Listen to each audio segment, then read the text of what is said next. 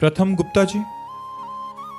राधे राधे महाराज जी। महाराज जी, ये प्रश्न अधिकतर आजकल के जो कॉलेज के स्टूडेंट हैं उनका है।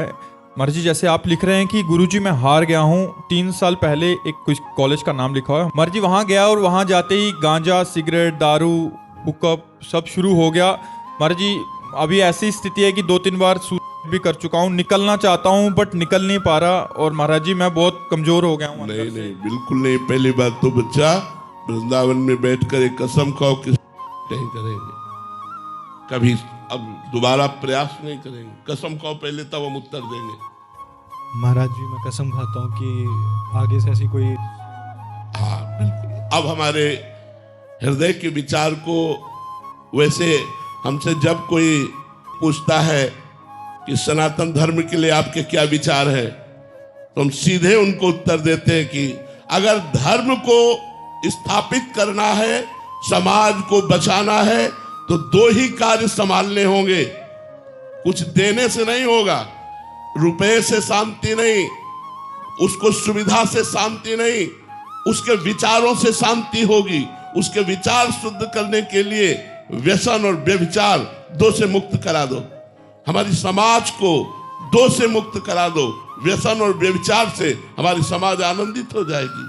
आज छोटे छोटे बच्चों में, आप स्कूल में जहाँ जिस कॉलेज में है, आपने तो ये व्यसन की केवल बात की। ये नए बच्चे हमारे स्कूल के बच्चों में ये कहाँ से आ गया, ये कहाँ से गंदगी घुस गई?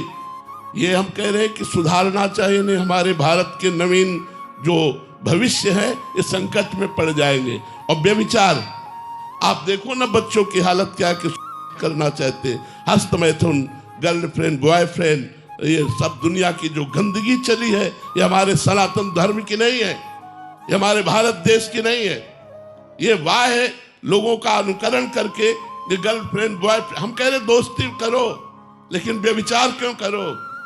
गंदी आदतें क्यों बढ़ाओ? आपका जीवन स्कूल का जीवन है, आप हमारे भारत के भविष्य हैं। आप में से कोई एमएलए बनेगा, आप में से कोई फौजी बनेगा, आप में से कोई न्यायाधीश बनेगा, आप में से कोई वकालत करने वाला बनेगा। अगर आप स्वयं भ्रष्ट हैं तो आप हमारे देश की क्या रक्षा करेंगे?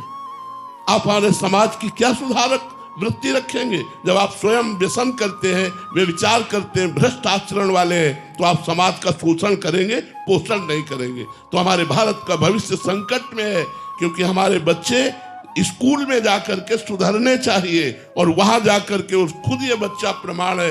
ये तो इसने व्यसन की कितने से बच्चे आते हैं जो व्यभिचार की बात करते हैं। तो व्यभिचार और व्यसन से हमारे बच्चे दूर रहे तो हमारे भारत का भविष्य मंगलमय होगा। इसके लिए माता पिता को भी प्रयास करना चाहिए, टीचरों को भी प्रयास करना चाहिए, और धर्म उपदेशकों को भी प्रयास करना चाहिए कि हम तो जा नहीं पाते, हमारा शरीर स्वस्थ है, नहीं स्कूल में जाकर के 5 मिनट समय मांग करके बच्चों को अध्यात्म का उपदेश देना चाहिए, धर्म का उपदेश देना। अगर हमारा शरीर स्वस्थ होता और वृंदावन की निष्ठा ना होती तो हम ये प्रयास करते, हर स्कूल में जाकर हाथ जोड़कर मांगते कि हमें 10 मिनट बोलने का समय दीजिए। हम अपने भारतीय बच्चों को सुधारने के लिए अध्यात्म की शिक्षा के विषय में उनको जरूर बताएं, क्योंकि आधुनिक शिक्षा जीवन को उत्थान की तरफ नहीं ले जा रही, पतन की तरफ ले जा रही। अब ये बड़े बड़े हॉस्टल में बच्चे रह करके यदि व्यसन करेंगे तो क्या हमारे देश की उन्नति करेंगे? इनको जब पैसा नहीं मिलेगा तो माता पिता के पैसों की चोरी करेंगे, जो वहां से पैसा नहीं मिलेगा तो मारेंगे माता पिता को। अगर माता पिता नहीं तो दूसरों के साथ ये गलत हरकत करेंगे।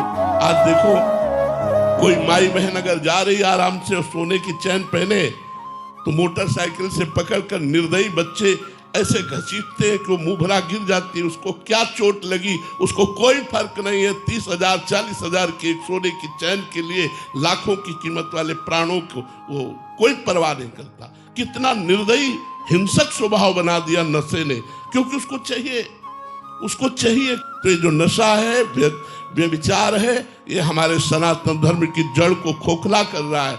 इसलिए माता पिता, टीचर, धर्मोपदेशक, इनको चाहिए कि समाज का सुधार करे, व्यसन रहित और व्यभिचार रहित धर्मयुक्त अध्यात्म की स्थापना करे।